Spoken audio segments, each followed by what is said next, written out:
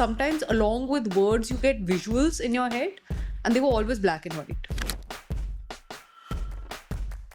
But I think one of the things that came up for discussion was essentially, again, related to textures, like, are we adding grain? Yeah, which is what I was coming to. Yeah, Swapnil will talk about that. The last thing I would point the camera to is food. 2 feet से लेके infinity, सब कुछ sharp है. So I didn't want to keep an aspect ratio which is closed. I wanted to be Open. It's incredible why we do this to ourselves. If you're gonna go and watch this in the cinemas, I think you should just book like the first 7 or 10 rows. Early morning, there were a lot of complaints that our hands are so frozen that we can't even change the lenses. There is something in this for everyone. The first thing that everyone asks is, black and white. Because there was a time where this wasn't a choice. I mean, this was the primary medium by default because, you couldn't do it any other way. But now where technology stands, this is has to be a thought through choice. Because how exterior desert night is a nightmare, Yeah. exterior snow for black and white is probably equally a nightmare. So one is, obviously I've seen the film, I've loved the film, and I probably can't imagine the film in color. There is always you always think what if, but I don't have a what if for this. But then before, when it was on paper, what is that choice, or what drove you to make this the choice to hold on to and then live with? So interestingly, and you'll probably understand this, like when you're at the very initial stages of thinking about a one-liner which will later develop into a treatment, will later develop into a script. So from those very initial thoughts, when I thought about, okay, there's a story of this girl and she's gone through something and it's the winter and she meets these two characters and, these funny little things happen. And, so when those thoughts were just swirling around in my head, sometimes along with words, you get visuals in your head, and they were always black and white. Always from the very beginning. Very strange thing. And I think when I introspect about why, I think it's basically the crux of the story of Nia is finding light at the end of a long and dark tunnel. So I think it works best in black and white for me. And the second thing is the location, and the season. Because I've been born and raised in Himachal Pradesh, and I've done a bit of photography over the years, and very recently, thanks to Swapnil, I started shooting on a Hasselblad in primarily in black and white. And I realized that the winter seasons in the Himalayas, and particularly in this valley, in the Kullu Valley, in the higher Kullu Valley and the Lahore Valley, in black and white makes for like a very, very striking visual. Because on days when it's not snowing, it's usually the snow peaks are like stark white, and the skies are so blue that they translate as this really rich kind of a gray. And it's also kind of unusual. It's not really been done before. We've seen the Himalayas so many times in full color and they're beautiful, but this is slightly novel. And also because these are also childhood memories for you, so how is it to differentiate between those, because when you will be visiting the location and separating the film, in that sense for you, was it because when if I think, if I shoot a film in Matunga, would it be black and white or would it be color, or what kind of a palette it would be? Now I'm really not sure. So how was that differentiating? No, I think most of my the era in which I grew up was already color. So I don't think it has that much to do, even though this is a very personal film, Which is what? as you can see. But it doesn't have that much to do with my memory per se, as much as with the crux of the story of True. of the story of Nia and Bhimi and Sunny in this particular world. Like you said something earlier where you said that you can after seeing the film you can't imagine Correct. it in color. On the other hand, when the typography for our film was done by Kimya Gandhi. Gandhi. When we sent her the screener, the first thing that she said was, "You know what? I saw color in it." I saw what she must be wearing, and I could imagine. Like, so a lot of it kind of is also left to imagination for other True. people in that sense. And there's one other example of this, sorry to interrupt, but you know our editor Tinny Mitra, we edited in her house because very low budget film and she's too sweet. So I used to go to her house every day. And so half the day we would edit alone. And then her daughter, who was 6 years old, Ira at that time, would come home. And then invariably she would come and look at the edit and stuff. And Ira draws a lot and paints. And suddenly she started drawing pictures of Nia and Sunny. And they were all in color. And I was like, where is this coming from, Ira? Because everything we were seeing was black and white. But Correct. she's like, no, I understand that Nia is wearing a blue dress, and I understand it's Sunny. Of course, he has to be yellow. So that was quite a eureka moment for me as well. So the second thing I wanted to ask was, though it is definitely a very striking uh, thing to do black and white, but then it comes with its own problems, with its own pros and cons. Yeah. Because obviously there is the vast expanses, the jungles, the snow, and then there are these beautiful houses, and the way the light seeps in, the way the furniture is. So if everyone can just take me through how different it would be, like how would you schedule a film like this for an exterior shoot, and how would you schedule a film like this for an interior shoot, where you have control, and then one you don't have control, Yeah. but then you have nature uh, with its own extremely stark palettes, especially in a place like this. Yeah. There is a particular time in the story where The belly of the whale Correct. situation in the script where she's at her lowest. Subhadra always knew that we kind of knew that we wanted a snowstorm around that time. So it was scheduled whenever we get that snowstorm. Like it'll come once in the winter that we were there. Whenever that happens, this is what we're shooting for those whatever 3, 5, Yeah. 4 days. Yeah. And thankfully we got it, and we got it in fact, Thankfully, we got it. because there's only one snow that happens every summer, every winter in where we shot In the house area. Yeah. in the house area. And we got our first snow, but both of us had COVID as well. And both of us were inside inside our little cottage and seeing the snow outside. And Subhadra at that point cried that this is the only snowfall we're going to get. And we'll never be able to shoot that the way I wanted to, that particular. 15 days, 20, I don't know, 15 odd days later, we had another one, which is in the film. So, in that sense, I think scheduling wise, it was like that. And another big concern for me was they're all non-actors. All of them are non-actors facing camera for the first time. So I really wanted to keep it as linear as possible. So we were juggling so many factors, but weather would always we more or less shot linear, more or less. But then COVID also happened. And I mean, there was just so many factors into the scheduling of the film. It's a miracle it happened in the first place. Yeah. Yeah, I think the good thing is that even the biggest films probably go through the same, because if you're dealing with one camera rental over there, it's a multiplication of that and the crew multiplied. So we're all making low budget films only. I think the problem is when we have enough money, I think then the vision probably falls short. Then probably there is no thought to it. But like when you got the footage, and how did you all go about creating this? Because I know Swapnil doesn't really uh, like deviate too much from what is shot. It is enhancements, which is the right way to go about also.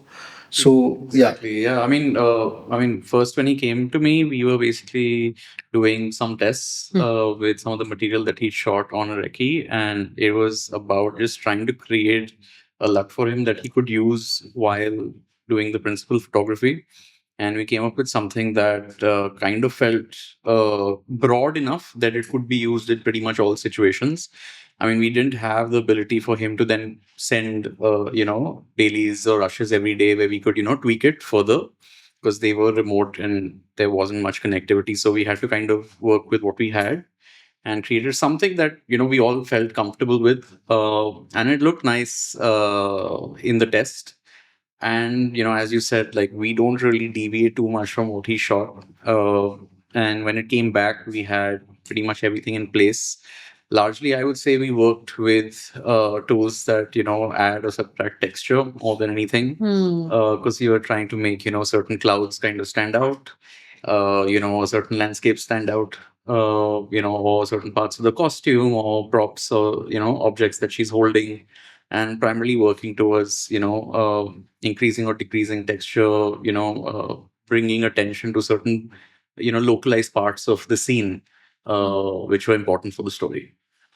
It was like the first time like I've had an approach towards a feature film, which was where we bought a small camera for the film. Correct. And when during my first recce, I took that camera with a couple of lenses, went there, shot with Dira, and we did some landscape shots, which is what I kind of brought back to Sid, and we worked and we kind of found like an image and like wanted to see where it kind of goes.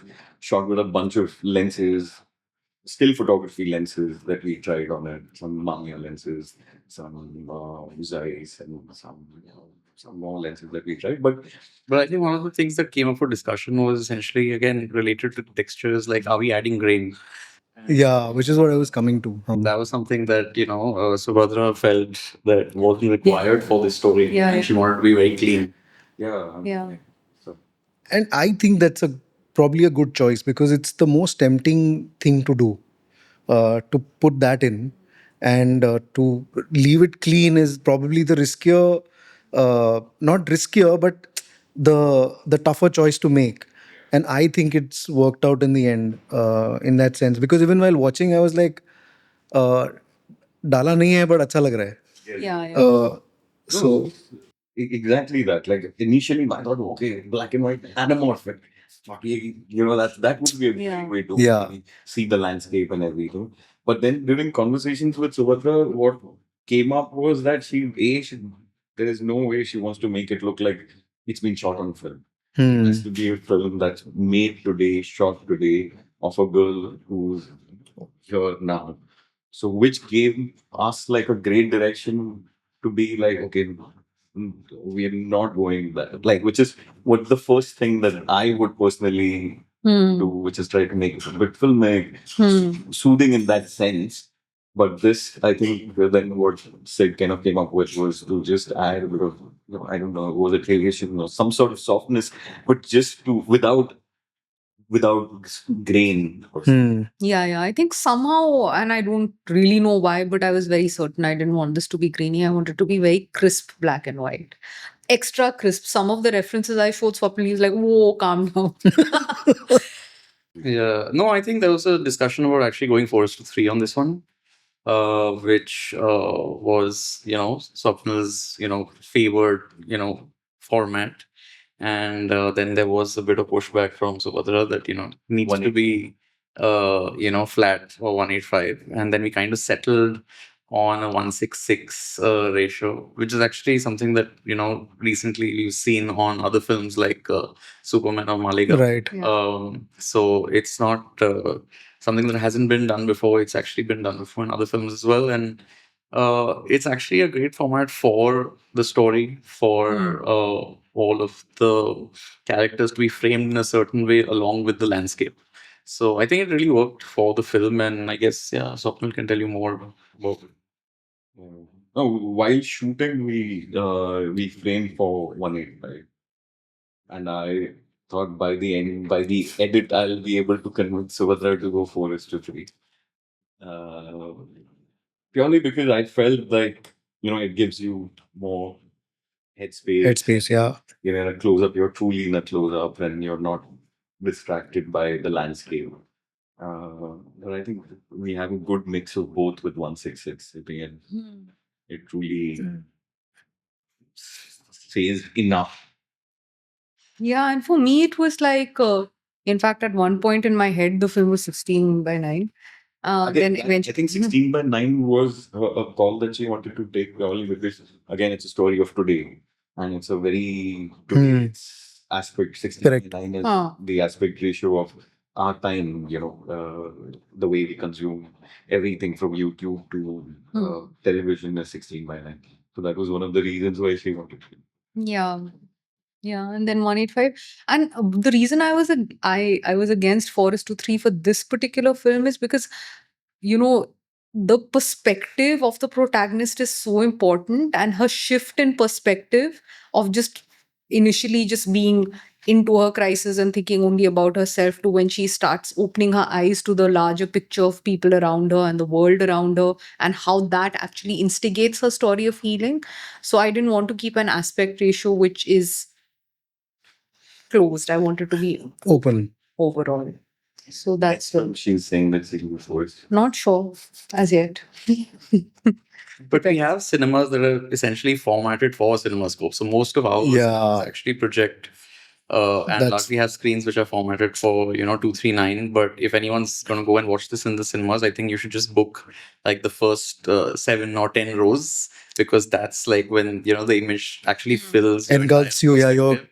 completely in it. And yeah, don't book the back rows. Yeah, Just yeah, book yeah. all of the front rows, and you'll have the most amazing experience watching this film. Yeah, even sound, everything's there. Yeah. Everything's there. Oh God, yeah. Sound is another podcast.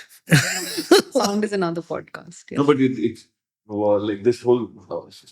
I truly felt the aspect ratio during the AFI screening. Oh yeah. Where it was almost like an IMAX sort of a seating. So you had like that Exactly. image, and you could totally, as you're saying, like it just it's also in your periphery, with the image. Like if I'm shooting black and white, the last thing I would point the camera to is food. Food.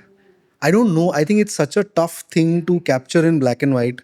And your film actually has a very important sequence in that sense.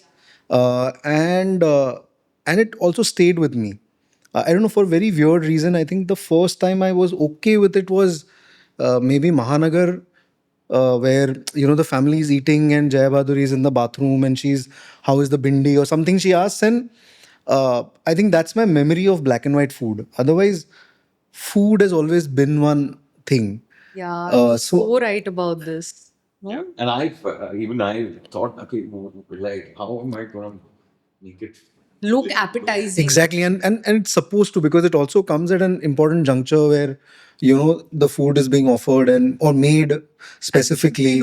Look tempting. Exactly, and she should eat it. Yeah. Yeah. Yeah. For me, like I loved it in the edit purely because then DVG starts humming and the sound. So those two things, I think, really made it. That sequence. Yeah. Yeah.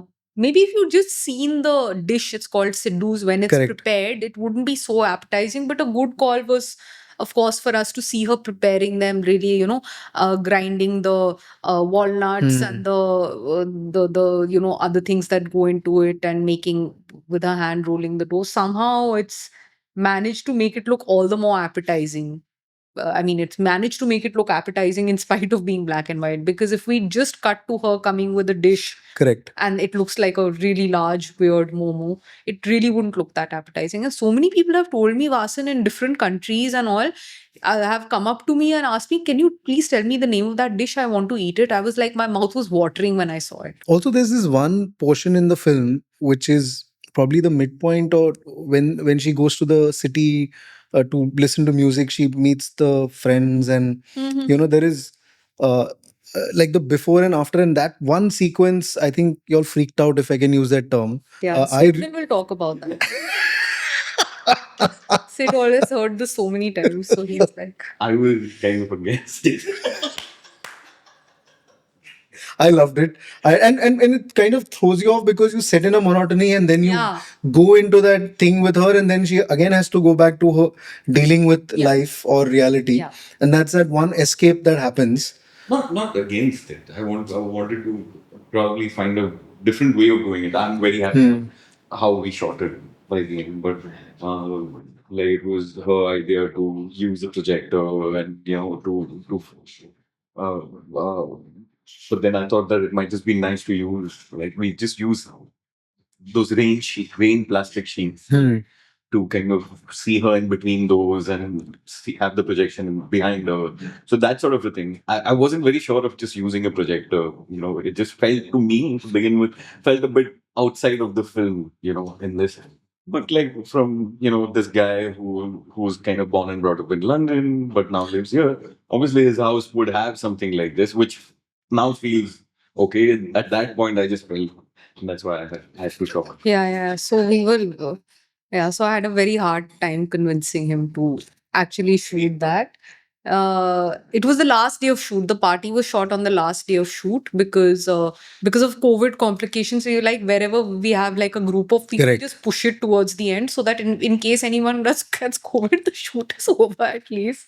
So that was the last day and night of shoot. Very happy with the way it turned out. But yeah, I wanted like her to escape into her own headspace because she's had a lot to drink and she's been smoking for a while, and something throws her off and she escapes into her own headspace. So I wanted to use some tool, and I felt like this light, again getting back to light and darkness and finding light in your darkest moments no matter what, which can sometimes be very confusing, but it's a rite of passage kind of a thing. And just as a not the way it was shot, but just the way it was staged, the cricket scene Oh yeah. where so was that written or did you just like because you all got sunny, so you all staged it in a particular way to. I just wanted to know, was it written like that, or once you all were there on location and once you all found the actors, you all tried to stage it in a way. I really enjoyed staging that because I really like when three people are No, yeah, the energy suddenly changed in that scene. like Yeah. it just changes from this three shot where that she walks into, like from a two shot becomes a three shot, and then you cut to Sunny, but then we go behind Sunny and becomes a similar three shot, but on the other side are these two. So I enjoy like kind of figuring the Yeah, I think it's come out really well in terms of cinematic language because even the framing is speaking about the awkwardness of this situation. So that's something I really love when films manage to do that. That like even Chaplin used to do that in his comic films, and I remember Ram Reddy's done it so well in Tithi, like the way he's framed for comedy. That was something I really liked. That's But also, it felt really spontaneous, and there was a certain shift in the energy with that character coming in, and I really like that. I really enjoyed the scene as well. thank Also, you. one more thing was like with the whole conversation about a not making it look film-like and all of that. The other thing that we kind of discussed was to shoot it really deep, like to shoot on a Yeah. high aperture Yeah. and have everything from the closest point to infinity sharp, and only to go that extreme soft bokeh sort of a situation when she's alone and in a certain situation. So Like when she's alone with the cat, we've gone pretty shallow. yeah, When she gets stoned with the yeah, the or kittens. when she's Yeah. at the rock. Hmm. Especially now, so many people shy away from doing that. It's almost like you're so awkward and apologetic about your own environment. We Yeah, never expose actually. that, and even a film as big as Mission Impossible, Hmm. if you see, it's like shot like an indie film. Like everything's a close up cutting to another close up.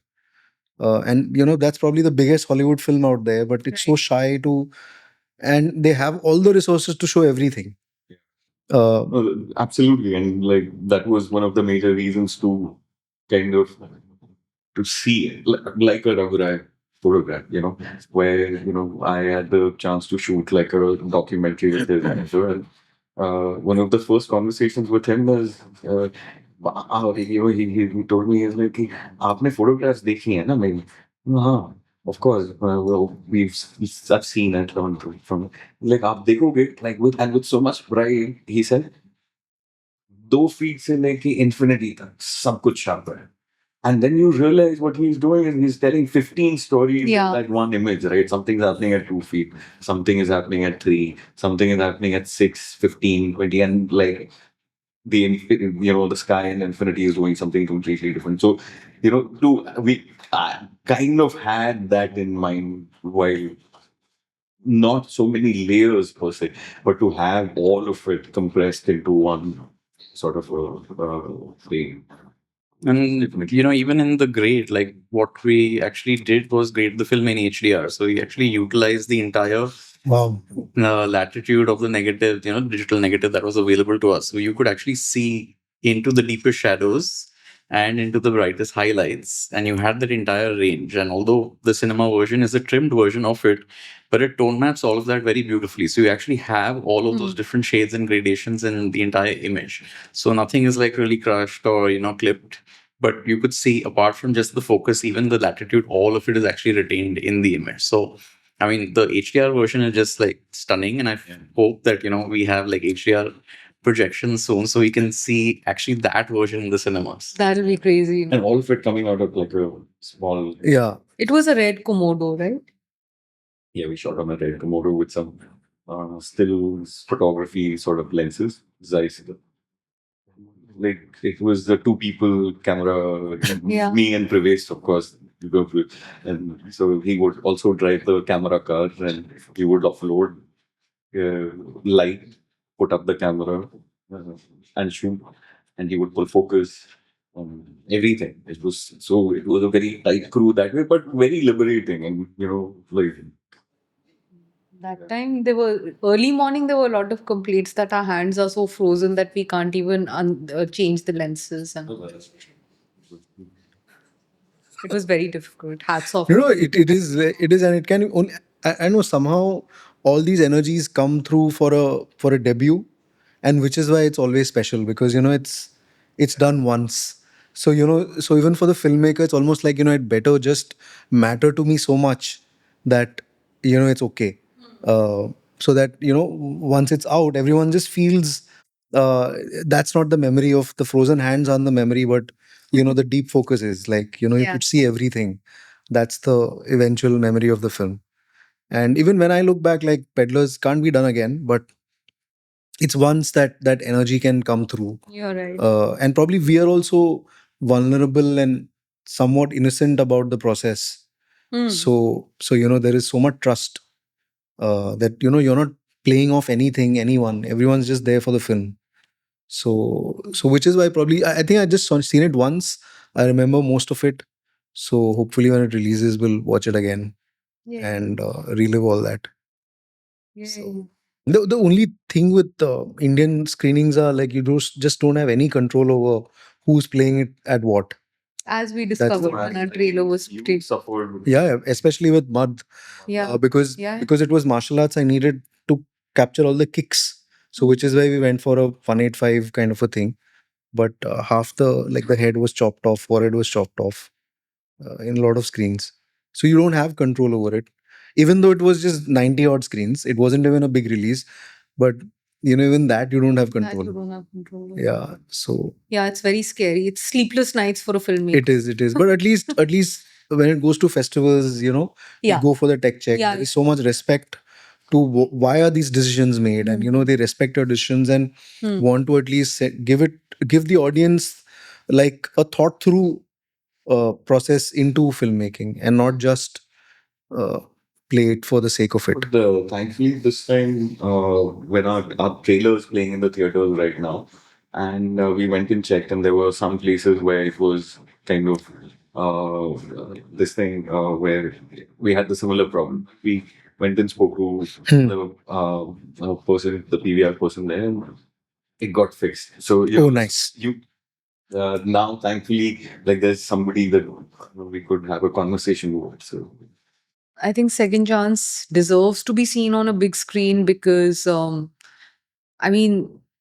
the place that Nia is in, just the location in itself is so huge, so magnificent, and I mean it makes her realize that she's just like this little speck in a larger system, and so many things are beyond her control and she has to let go. And I feel somewhere maybe the audience deserves that experience as well, because I've said this time and again, the second chance is not just for Nia or the people in the film, the second chance is for everyone.